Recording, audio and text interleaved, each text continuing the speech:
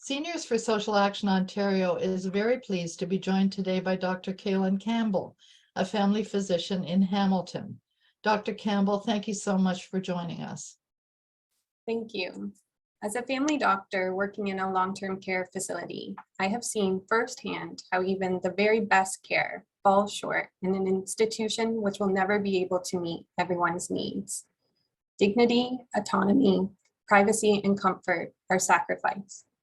A 94-year-old woman newly admitted to long-term care said to me, "I want to be home. I want to be free. I don't like to be around so many people. I have a wonderful home." There is no question that the pandemic exposed the limitations of long-term care institutions in Ontario. The extensive loss of lives, the isolation and suffering of those cut off from their family and community, the loss of basic dignity in the setting of inadequate care. The list goes on. And yet, the Ontario government has chosen to invest more into this broken institution, a decision that can only make sense when you look at who stands to benefit from it, be it nursing home corporations, contractors, investors, and so forth. The billboards proudly proclaim 60,000 new and updated beds, as if this is something to celebrate.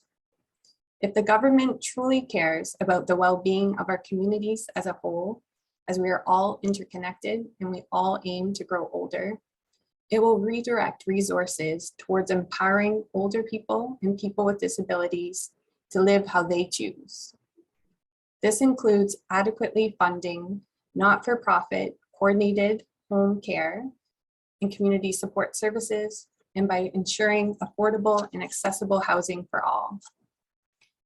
Not only is this a dignified solution, it is also more cost-effective.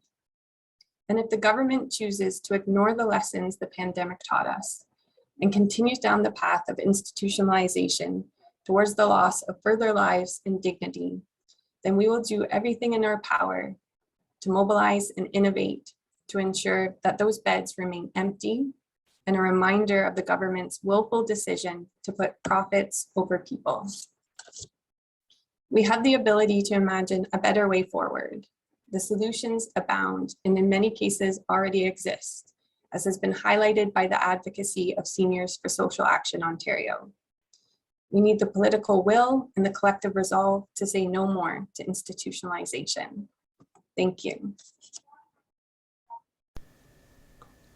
Dr. Campbell, thank you so much for your dedication to your patients, your care for older adults, and your courage in speaking out about this issue when so many others have not.